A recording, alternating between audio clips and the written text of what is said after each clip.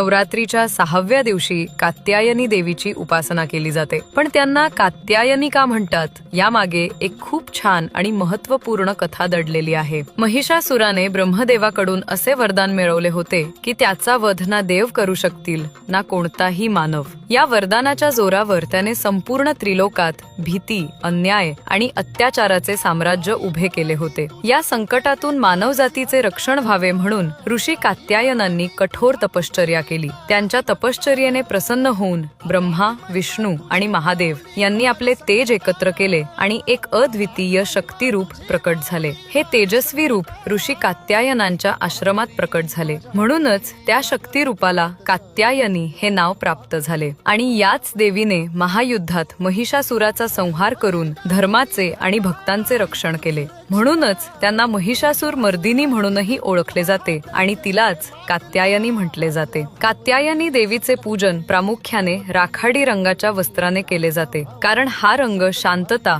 समतोल आणि स्थैर्याचे प्रतीक मानला जातो. श्रद्धेने त्यांची उपासना केल्यास जीवनात आत्मविश्वास, इच्छाशक्ती आणि विजयाची ताकद संचारते. तसेच योग्य जीवनसाथी प्राप्त होतो आणि मानसिक बळ वाढते.